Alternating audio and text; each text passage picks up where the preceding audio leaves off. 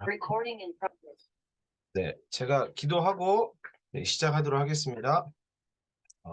사랑하신 하나님 아버지, 오늘도 이 수요일 저녁에 우리를 불러주셔서 우리 성경 말씀을 보고 또 묵상하고 배울 수 있도록 인도해 주셔서 감사합니다.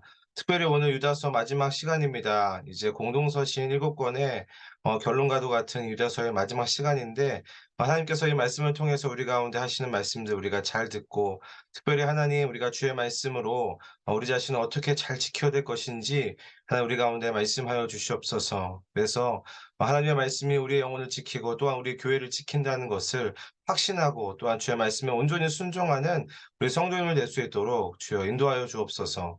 감사드립니다. 예수님의 이름으로 기도합니다. 아멘. 네, 이제 화면 공유를 하도록 하겠습니다. 네, 이것도 잘 보이시죠? 요 화면. 네, 한 거.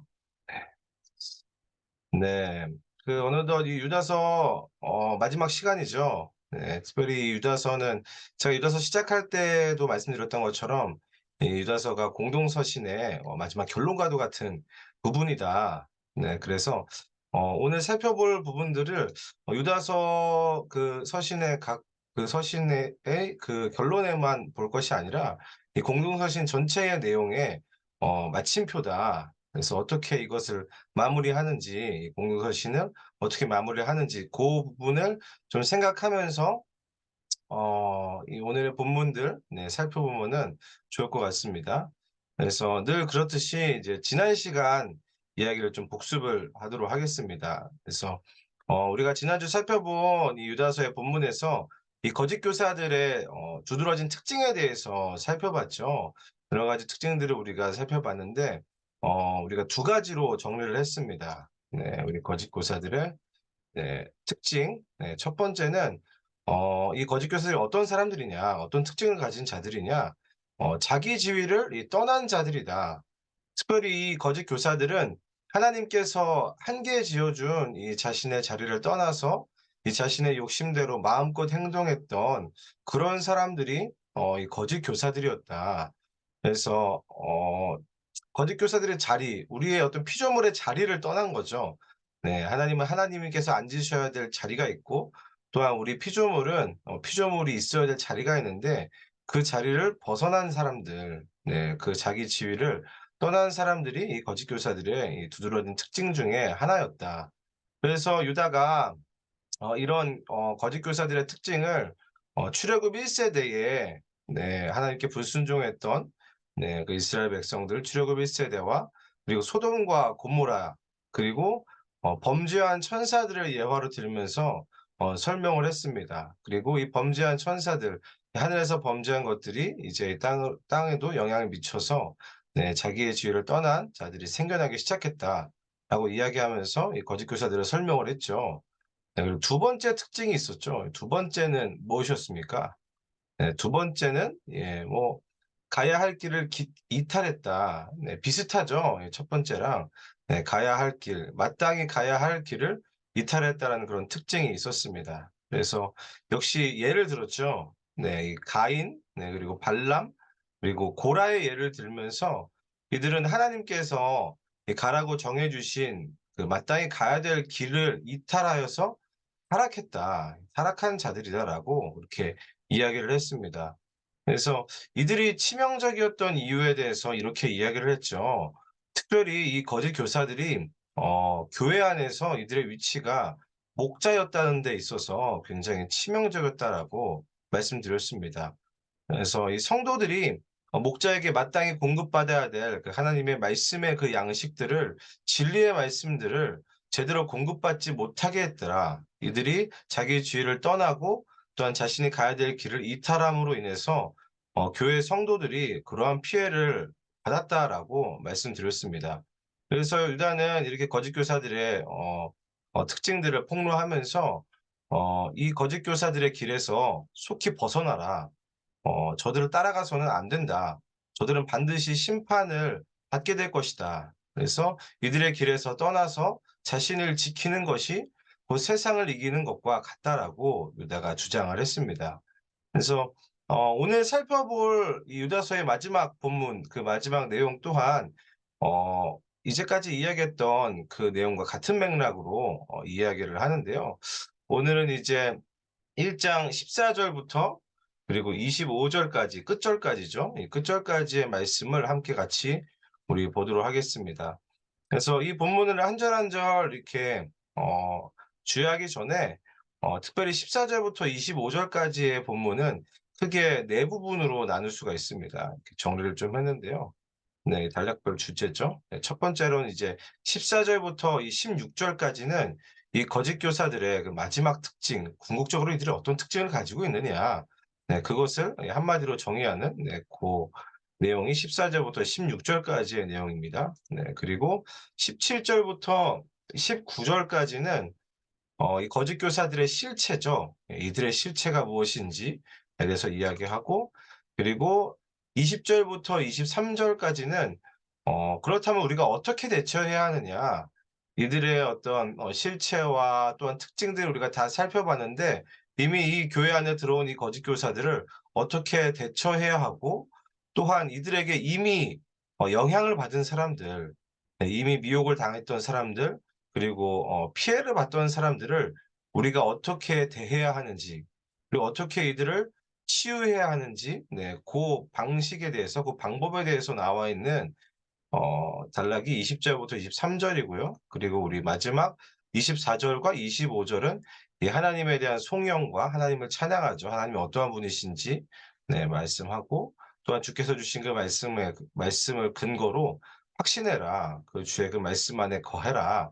하는 내용이 이제 24 절부터 25 절까지의 그런 내용입니다. 그래서 우리가 첫 번째로 살펴볼 이 14 절부터 16 절까지를 먼저 볼 텐데요.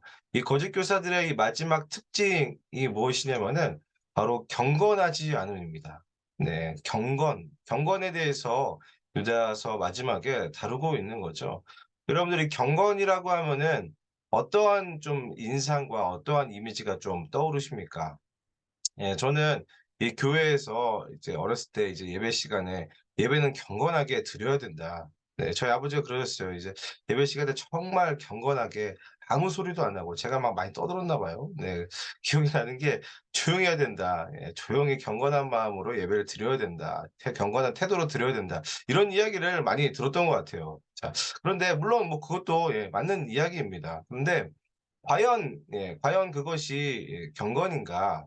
네. 특별히 성경에서 말하고자 하는 경건이 무엇인가에 대한 생각을 하기 시작했다라는 거죠. 특별히 유다서를 살펴보면서 유다가 말하고 유다가 정의하는 그 경건에 대해서 우리가 알아봐야 됩니다. 그래서 실은 이 경건이라는 주제는 우리가 앞선 7 권의 그 서신들 있잖아요. 공동 서신들 중에서도 굉장히 중요한 주제로 다루고 있는 주제가 이 경건이라는 주제입니다. 그래서 이 야고보서에서도 아예 1 장부터 이 경건에 대해서 이야기를 했어요. 뭐 고아와 과부를 돌보는 것이 경건이다. 그리고 세속에서 자기를 지키는 것이 경건이다. 이렇게 이야기한 바가 있고요. 그리고 이 베드로후서에서는 기억하실지 모르겠지만 이 베드로서의 주제가 신적 성품 안에서 자랑하는 것이잖아요. 그래서 이 신적 성품 중에 하나로서 이 경건이 나옵니다. 특히 이 경건이 이 모든 신적 성품이 온전하게 빚어졌을 때에 그 열매와도 같은 그런 마스터피스와도 같은 네, 그런 작품과도 같은 성품이 바로 경건이다라고 다루어진 바가 있습니다. 자, 그렇다면은 유다가 말하는 경건은 무엇인가? 네, 이 유다가 말하고 지금 유다서 전체의 주제에 맞는 그거에 빗대어서 우리가 생각해 볼 수 있는 경건의 의미에 대해서 우리가 좀 볼 필요가 있습니다. 그래서 우리 14절 말씀을 먼저 같이 우리 읽도록 하겠습니다. 14절 읽을게요. 시작. 아담의 칠대손 에녹이 이 사람들에 대하여도 예언하여 이르되 보라 주께서 그 수만의 거룩한 자와 함께 임하셨나니. 아멘.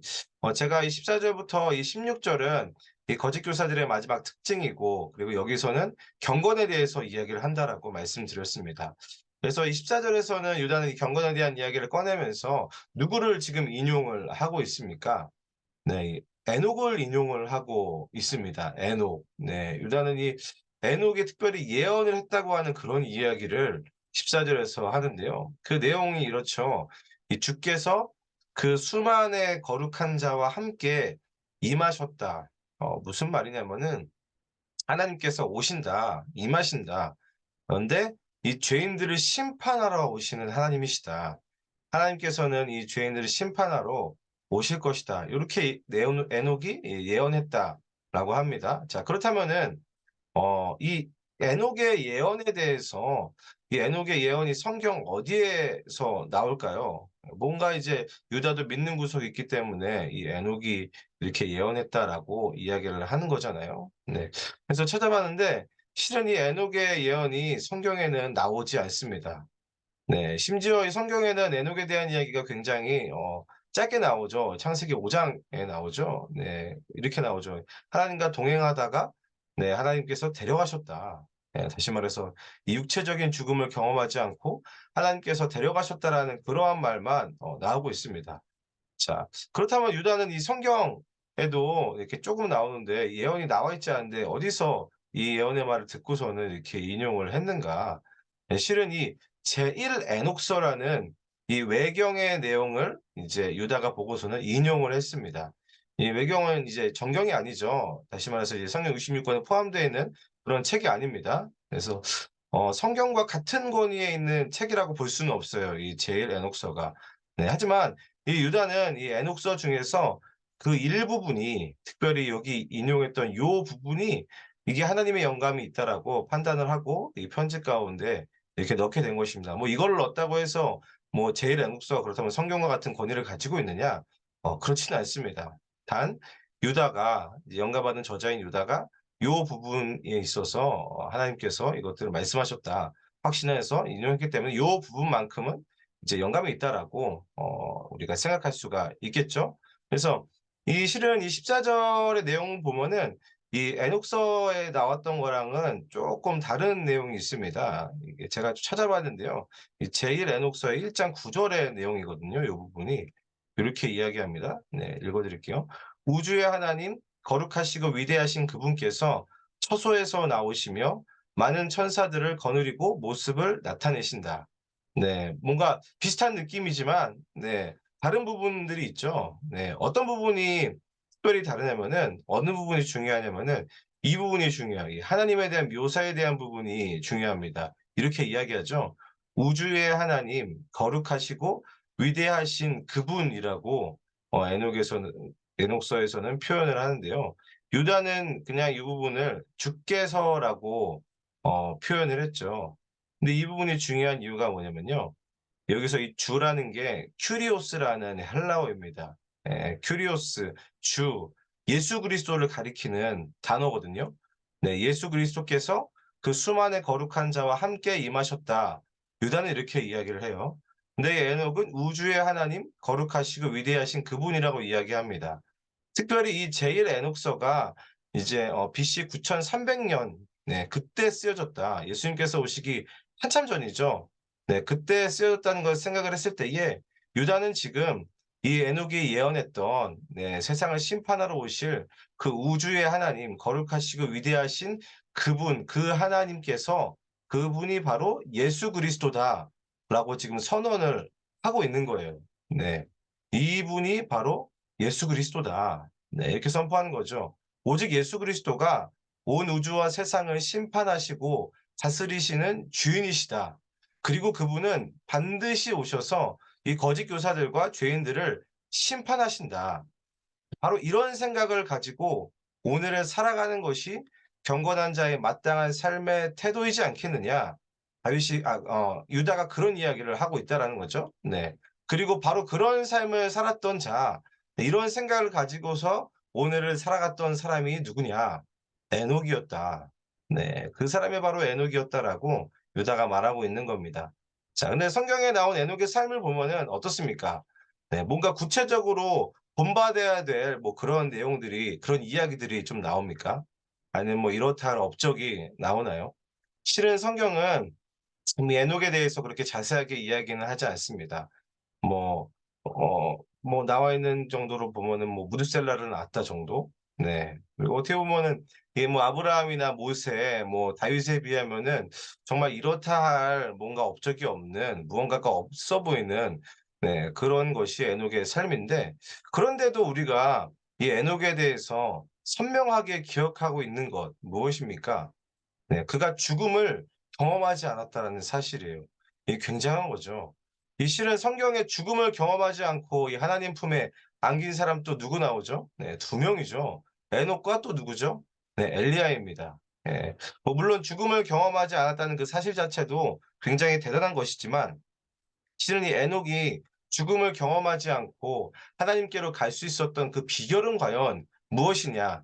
성경이 말하고 있는 것은 이 에녹이 하나님과 동행했다. 네, 이게 핵심입니다. 그렇다면 유다서 전체의 주제인 이 지키심의 이 주제에 비춰봤을 때에 이 에녹의 삶을 비춰보면은 어떻게 이야기할 수가 있을까요? 이 땅에서의 인간, 그리고 더 나아가서 이 영원토록 인간이 지켜야 할 자리가 무엇이냐? 바로 하나님과 동행하는 것이다. 예. 뭐 무언가 하나님을 위해서 대단하고 큰 일을 이루어내는 것, 그것도 너무 중요하고 목적이 될 수 있겠지만 날마다 매 순간마다 하나님과 동행하는 그 자리를 지키는 것이 유다가 말하는 "참된 경건이다."라고 말하고 있는 거예요. 실은 그렇게 보면은 이 엘리야 또한 어떤 삶을 살았습니까? 네, 막 온 이스라엘이 바알에 다 무릎을 꿇는 그런 상황에서도 막 기적을 막 베풀어도 예, 전혀 회개하지 않는, 다 자리를 떠난 거죠. 네, 그런 상황 중에서도 끝까지 무릎을 꿇지 않고 싸웠던, 유다서를 보면은 자기 자리를 끝까지 지켰던 사람이 이 엘리야였습니다. 특히 에녹이 그랬다라는 거죠. 그래서 유다가 정의하는 경건은 이 자기 자리를 지키는 거, 특별히 하나님과 동행하는 그 자리를 계속해서 지키는 것입니다. 그래서 실은 이런 주제가 아까 제가 이야기했던 야고보서와 베드로후서의 이 경건에 대한 모습도 예 또 비슷합니다. 그 결론을 지금 여기서 짓고 있는 거예요. 자기의 자신을 이 세속에서 지켜서 주님 앞에서 정결하게 하는 삶, 야고보서가 말하는 경건이었죠. 네. 그래서 지금 우리가 끝까지 지켜야 할 자리가 무엇인가를 생각해 봐야 된다. 무엇인가? 무엇을 우리가 우선순위로 사수하면서 지켜야 하는가? 네. 하나님과 동행하는 것입니다.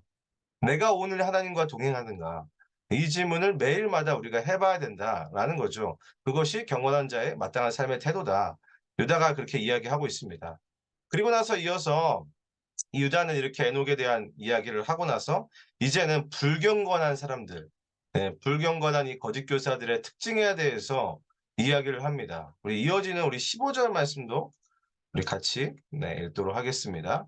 읽겠습니다. 시작. 이는 무사람을 심판하사 모든 경건하지 않은 자가 경건하지 않게 행한 모든 경건하지 않은 일과 또 경건하지 않은 죄인들이 주를 거슬러 한 모든 완악한 말로 말미암아 그들을 정죄하려 하심이라 하였느니라. 아멘. 이 14절부터 16절의 주제가 경건이라고 말씀드린 이유가 바로 이 15절에 있습니다. 지금 이 15절에 반복되는 단어가 바로 보이시죠? 네, 뭐죠? 네, 이 경건하지 않음입니다. 네, 경건 이렇게 4 번이나 나오는데 이게 실은 한글 성경으로는 이제 4 번인데 이 원어로는 이제 3 번이 반복이 되고 있습니다. 네, 이들이 이제 불경건이 이들의 특징이다라고 유다가 말하고 있는 거죠. 네, 그런데 이 불경건, 이 경건하지 않은 자가 경건하지 않게 경건하지 않은 일과 경건하지 않은 죄인들 이렇게 쭉 이야기를 하는데요. 요 15 절의 특징이 있는데 그것은 바로 이들의 말과 행동 모두가 다 불경건하다. 말도 자신의 자리를 지키지 않았고 행동도 자신의 자리를 지키지 않았다라고 이야기를 하는 거예요. 그래서 유다는 이 하나님께서 바로 이 불경건한 이들의 말과 행동 둘 다를 심판할 것이다라고 선언하고 있습니다. 이 재밌는 거는 이들의 말을 심판한다는 부분을 강조를 하고 있거든요. 실은 이들이 교회에 처음 들어올 때에 이들의 말은 어땠는가? 네. 이들이 뭐 말로는 당연히 예수 그리스도를 주로 고백했을 것입니다. "예수님이 우리의 삶의 주인이십니다." 고백을 했을 거예요.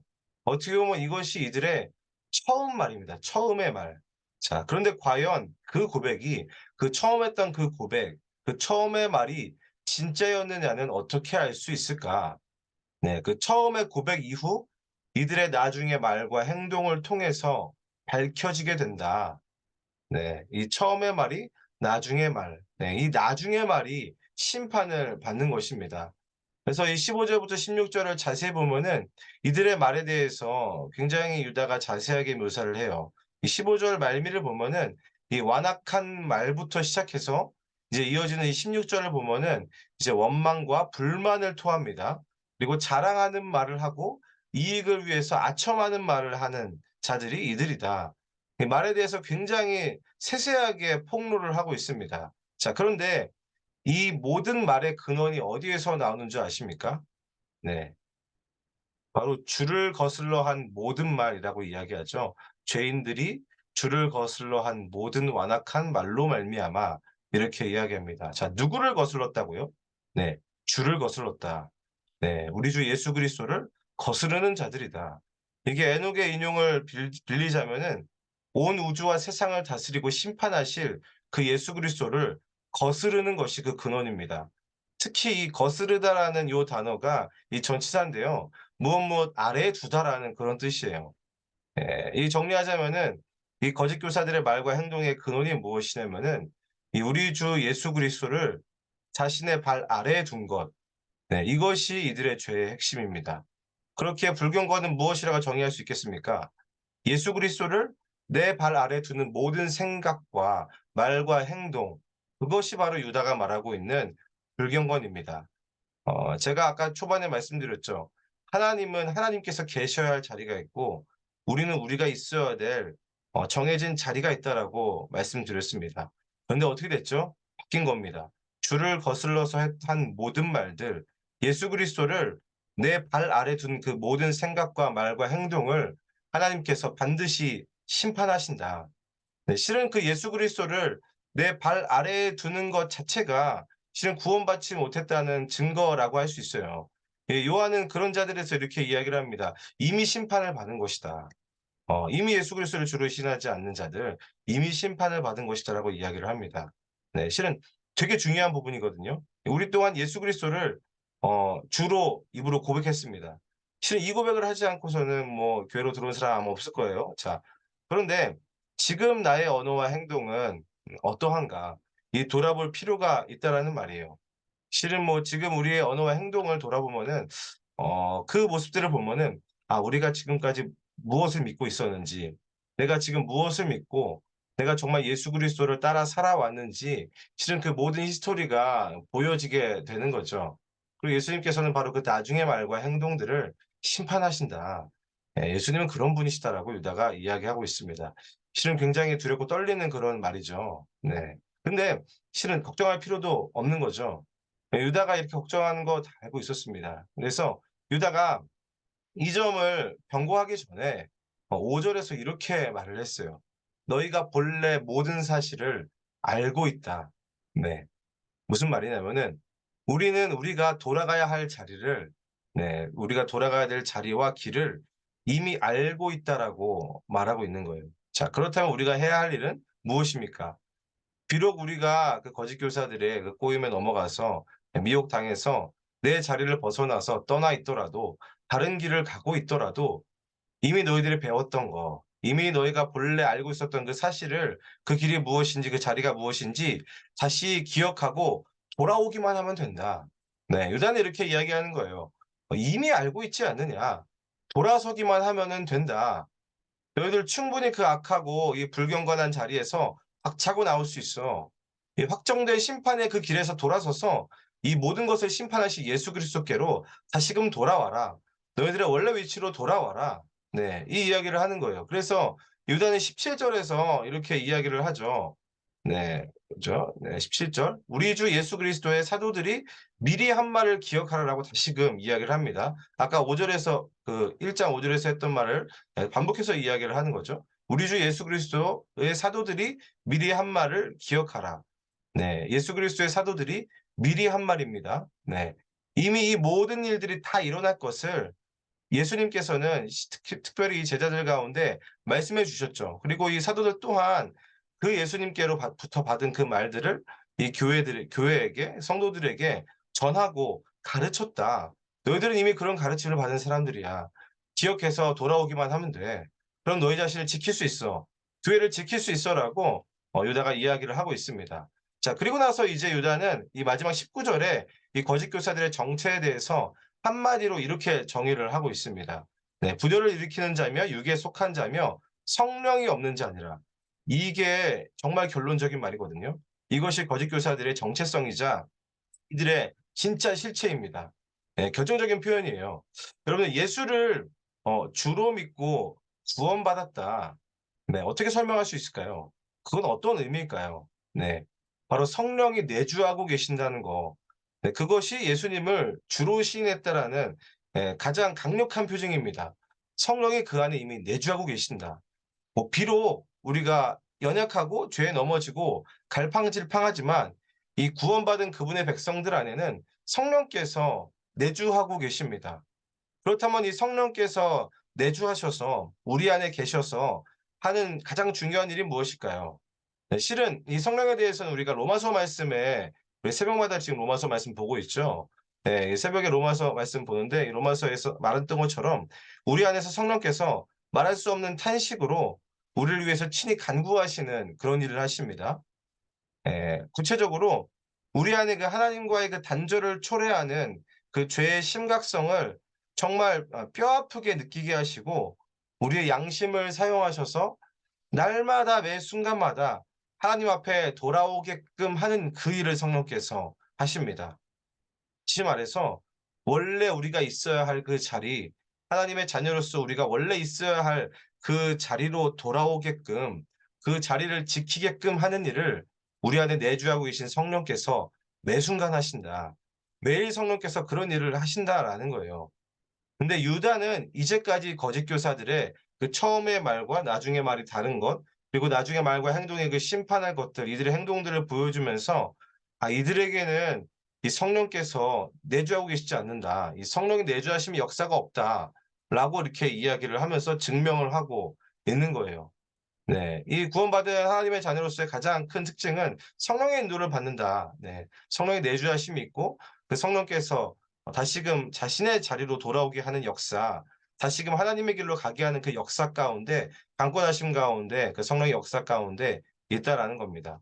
그래서 이제 이어지는 이 20 절과 23절 말씀에서는 이제 이렇게 거짓 교사들에 대한 대처와 그리고 이들에게 피해를 입었던 그 피해자들 어떻게 치유하면 좋을지, 이들을 우리가 교회 안에서 어떻게 케어하면 좋을지에 대한 내용이 나오는데요. 이게 실은 이 20 절부터 23 절이 유다서의 이 결론과도 같은 그런 부분입니다. 그래서 이 부분 또한 이 두 부분으로 나눌 수 있는데요. 먼저 20 절과 21 절은 이 성도들이 이 거짓 교사의 문제에 대해서 어떻게 대처할지, 그리고 이제 22 절부터 23 절은 이 거짓 교사들에게 피해를 당한 성도들을 우리가 어떻게 케어하고 권면할지에 대해서 이야기를 해 주고 있습니다. 그래서 우리 계속해서 20 절과 우리 21절 말씀 우리 함께 읽겠습니다. 네, 시작. 사랑하는 자들아, 너희는 너희의 지극히 거룩한 믿음 위에 자신을 세우며 성령으로 기도하며 하나님의 사랑 안에서 자신을 지키며 영생에 이르도록 우리 주 예수 그리스도의 긍휼을 기다리라. 아멘. 네, 이 20절과 21절의 말씀을 보면은 이 거짓 교사의 문제에 대한 이 해결책을 정리하고 있죠. 근데 이 부분을 보면은 한마디로 정의하면은 어 자신을 지키는 방법에 대해서 이야기를 하고 있어요. 특별히 각자 개개인을 지키는 방법에 대해서 말을 합니다. 이 정리하면은 네 가지거든요. 이 개인을 지키는 방법 네 가지인데 첫 번째는 믿음 위에 자신을 세우라. 두 번째로 성령 안에서 기도하라. 세 번째는 하나님의 사랑 안에 거하라. 네 번째는 영원한 생명을 소망함으로 예수 그리스도의 긍휼을 기다리라. 이게 20 절과 21 절에 나와 있는 것들을 이렇게 네 가지로 정리를 해 봤습니다. 네, 그런데 이 네 가지 자신을 지키는 방법들을 보면은 재미있는 점이 있어요. 네, 이 부분이 재미있는 점이 뭐냐면은 첫 번째로는 이 자기 자신을 지키는 이 방법을 보면은 이 믿음과 소망과 사랑이라는 그 신앙의 덕목들을 제안하고 있다라는 거예요. 여기 파란색으로 보이시죠? 네, 믿음 위에 자신을 세우라. 네, 하나님의 사랑 안에 거하라. 영원한 생명을 소망함으로 네, 예수 그리스도의 긍휼을 기다리라. 네, 이 믿음과 이 소망과 이 사랑이라는 이 신앙의 덕목들을 제안하고 있다. 이 믿음과 소망과 사랑이라는 이 덕목을 실은 우리가 베드로후서 1 장에서 살펴봤던 이 신적 성품에도 해당했던 그런 덕목들과도 일치하는 거죠. 자, 그리고 또 재미있는 점이 뭐냐면은 어 이 20 절과 21 절에 이 우리 개인을 지키는 방법, 이 일에 하나님께서 어떻게 역사를 하셨느냐. 이 자기 자신을 지키는 게 그냥 내 마음 단돌이 하고 그냥 내 혼자서 그냥 지키는 거냐, 각자도생하는 거냐, 그게 아니다라는 거예요. 이 말씀을 보면은 이 빨간색으로 이제 보이죠? 성령 그리고 하나님, 예수 그리스도. 무엇입니까? 이 성부, 성자, 성령 이 삼위 하나님의 역사, 이 성부, 성자, 성령 삼위 하나님이 전부 다 언급되어 있다. 무슨 말입니까? 이러한 개인을 지키는 싸움을 싸우는 데 있어서 결코 우리가 혼자가 아니다. 특별히 너희들의 그 모든 싸움에 삼위 하나님께서 함께 하신다. 앞서가시고 너희들을 위해서 싸우시는 분이 성부, 성자, 성령 삼위 하나님께서 너희들을 위해서 싸우신다라고 유다가 격려하고 있는 거예요. 유다가 이 처음에서 이야기했던 것처럼 이 믿음의 도를 힘써 싸우는 그 전투의 과정을 이끄시는 분이 누구냐? 이것들을 다스리시는 분이 누구냐? 성도를 지키시는 분이 누구시며 이 교회를 지키는 분이 누구냐? 삼위 하나님이다. 그 삼위 하나님의 그 보호하심 아래 있는 자들이 너네들이니까 힘써 싸워라. 특별히 이 삼위 하나님께서 이 믿음, 소망, 이 사랑의 역사를 통해서 우리를 지키고 계신다라고 말씀하고 있는 것입니다. 그래서 특히 이 네 가지 삼위 하나님의 이 지키심의 역사 중에서 한 가지만 좀 살펴볼 텐데요. 바로 이 성령 안에서 기도하는 것. 이거를 좀 보고 싶습니다. 여러분들이 성령 안에서 기도한다는 게 뭘까요? 이 성령 안에서 기도를 한다. 뭐 막 방언을 하는 거, 물론 그것도 맞습니다. 뭐 방언을 하고 뭐 예언을 하고 뭐 환상을 보고 이 신기한 체험을 하고 성령 안에서 기도하는 거 다 맞는 거예요. 근데 뭐 그런 것들이 이 성령의 역사로 또 현상으로 나타날 수 있습니다. 자, 그러나 이 성령 안에서 기도한다라는 것의 이 근본적인 의미는 하나님의 뜻 아래에서 기도한다라는 거예요. 하나님의 뜻 아래에서 기도한다. 유다서 전체 주제와 맞는 거죠. 하나님의 뜻 아래에 우리가 위치해 있습니다. 그렇다면 여러분들 이 하나님의 뜻은 어떻게 알 수 있을까요? 우리가 막 "하나님의 뜻을 알려주세요." 이렇게 많이 기도를 하잖아요. "주님 여기서 어떤 길을 가야 됩니까? 어떤 선택을 해야 됩니까? 주님의 뜻이 무엇인지 알려주시면은 제가 그 주님의 뜻대로 그렇게 행하겠습니다." 이런 기도들을 하죠. 자, 그렇다면 그 하나님의 뜻을 과연 어떻게 알 수 있느냐? 오직 성령 하나님만 이 하나님의 뜻을 알고 계십니다. 이 고린도전서 2장 말씀을 보면은 이 바울은 이런 이야기를 해요. 이 하나님의 일은 이 하나님의 영 외에는 아무도 알지 못한다. 그리고 로마서 8 장에는 우리는 간구할 바를 전혀 알지 못하지만 오직 성령께서 우리를 위해서 말할 수 없는 탄식으로 친히 간구한다라고 말씀하고 있습니다. 자, 그렇기 때문에 이 성령 안에서 기도한다라는 것은 무엇입니까?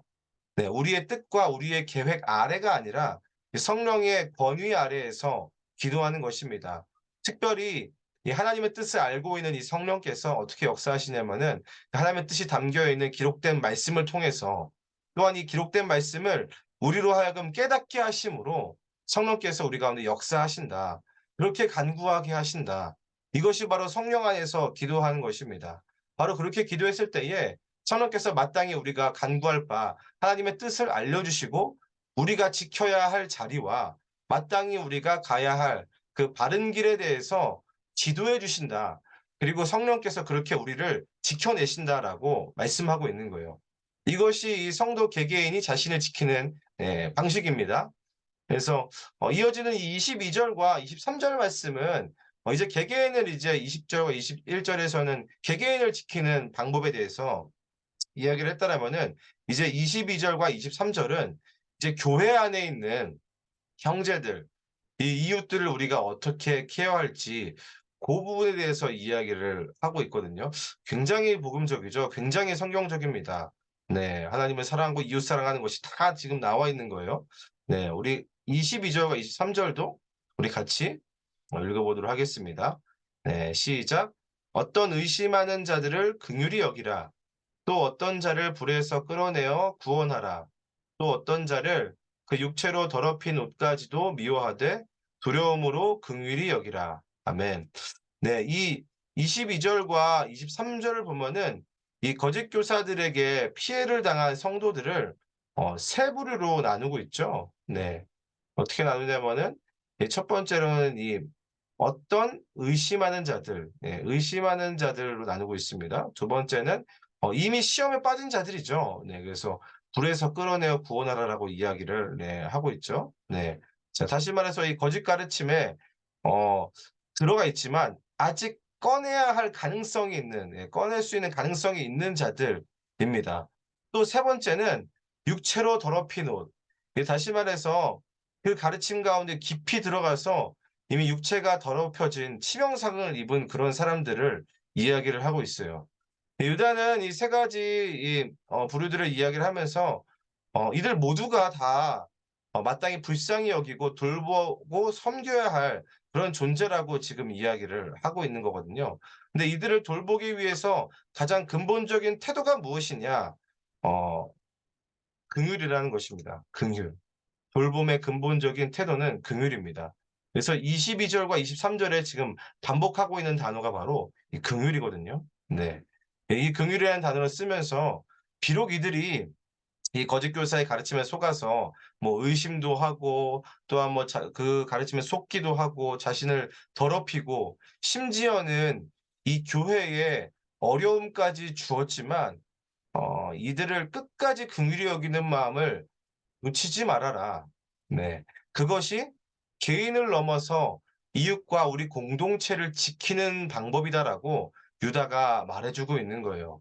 자, 그렇다면은 이러한 긍휼은 어디에서부터 흘러나왔을까요?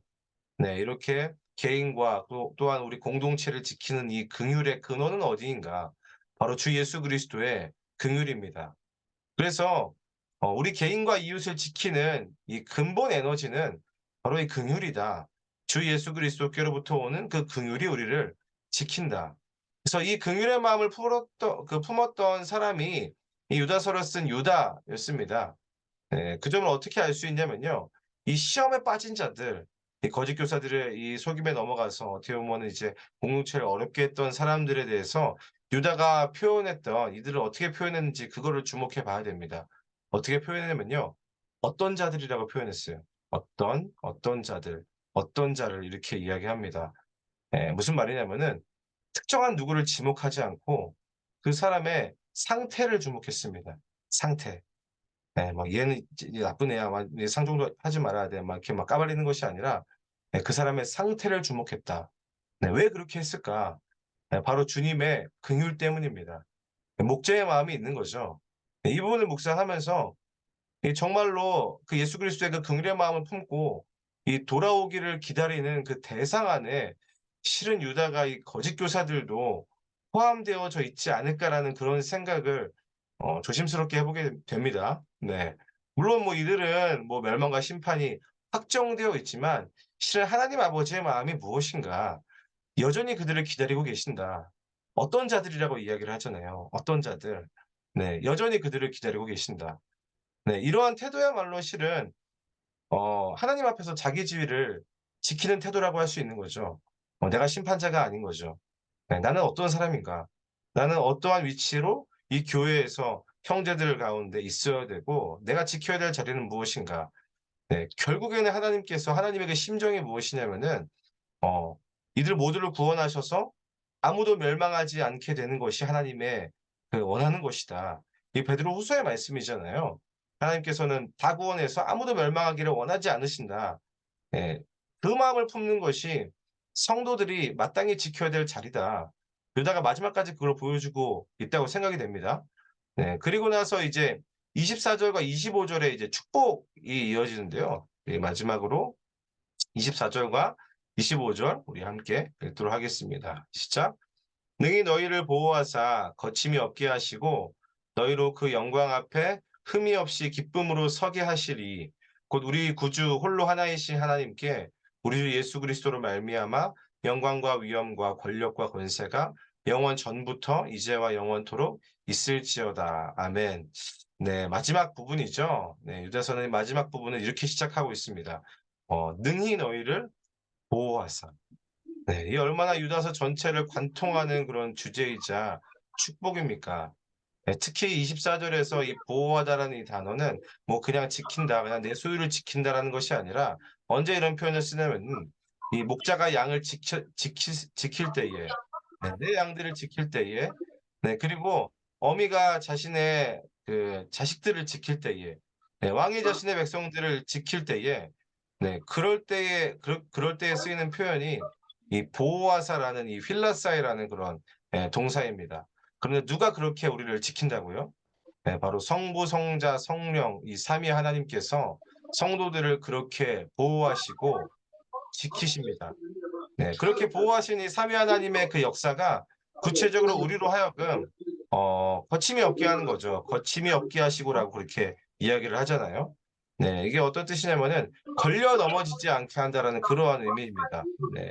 무슨 말이냐면은 이 성도로서 마땅히 가야 할 이 바른 길을 지키면서 갈 때에 넘어지지 않도록 보호하신다. 걱정하지 말아라.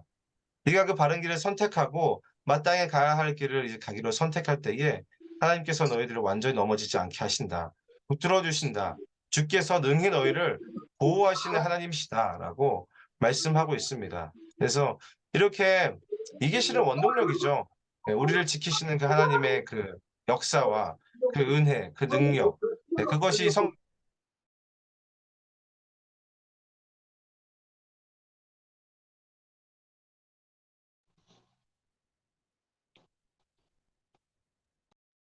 제가 음소거가 됐네요. 네. 자, 어디까지 얘기했죠? 그래서 유다서는 이 하나님께서 우리를 지키신다. 그렇기 때문에 이 하나님의 지키심으로 하나님의 지키시는 그 은혜로 말미암아 너희들 개개인을 지키고 또한 공동체를 지켜라라고 이야기를 하고 있습니다. 중요한 것은 이 하나님께서 우리를 지키신다라는 거죠. 우리를 지키시는 그 하나님의 은혜를 기억하고 그 하나님의 은혜를 계속해서 묵상하고 그 은혜로 말미암아 개인을 지키고 공동체를 지켜라. 네. 이것이 이 유다서의 마지막이고요. 여기까지가 유다서의 내용이었습니다. 제가 기도하고 마치도록 하겠습니다. 하나님 아버지 참 감사합니다. 주님, 우리 공동서신을 통해서 특별히 이 유다서를 통해서 하나님께서 우리 개인과 또한 교회에게 하시는 그 주님의 음성을 들었습니다. 특별히 하나님 아버지 그 주님의 말씀으로 우리 자신을 지키게 하여 주시옵소서. 하나님께서 우리 가운데 날마다 하시는 그 말씀으로 우리 자신을 돌아보고 또한 그 모든 거짓 비진리들로부터 우리를 자유케 하여 주시며 하나님 아버지 우리의 영혼을 지키시는 그 하나님을 온전히 신뢰하도록 주여 붙잡아 주시옵소서. 특별히 하나님 아버지 그 삼위 하나님께서 날마다 우리 자신을 지키시고 또한 교회를 지키신다는 이 사실을 우리가 날마다 기억하고 의지하기를 간절히 소망합니다. 하나님 아버지 주님께서 우리를 보호하시고 지켜주시기 때문에 우리가 두렵지 않습니다. 하나님 아버지 우리의 믿음을 더욱더 견고하게 하나님의 그 말씀 앞에 또한 우리를 지키시는 그 주님 앞에 견고하게 세우게 하여 주시옵소서. 특별히 하나님 아버지 우리가 성도들 특별히 우리가 하는 허락하신 형제 자매들을 주께서 주시는 그 은혜로 사랑으로 품기를 간절히 소망합니다. 하나님 우리를 품으시고 날마다 기다리시는 그 하나님의 은혜를 우리가 힘입어서 우리 또한 주님께서 허락하신 형제들을 사랑하고 품고 기다리기로 결정하오니 하나님 아버지 우리의 이 모든 발걸음 가운데 동행하여 주시고 하나님 아버지 우리를 지켜 주시옵소서. 우리 아가페 교회 가운데 날마다 우리를 지키시는 그 하나님의 은혜가 넘쳐나고 또한 우리도 서로를 지키며 함께 사랑으로 이 교회를 세워나갈 수 있도록 하나님 아버지 붙잡아 주시옵소서. 하나님 감사드립니다. 예수님의 이름으로 기도합니다. 아멘. 수고하셨습니다. 네. 잘했습니다.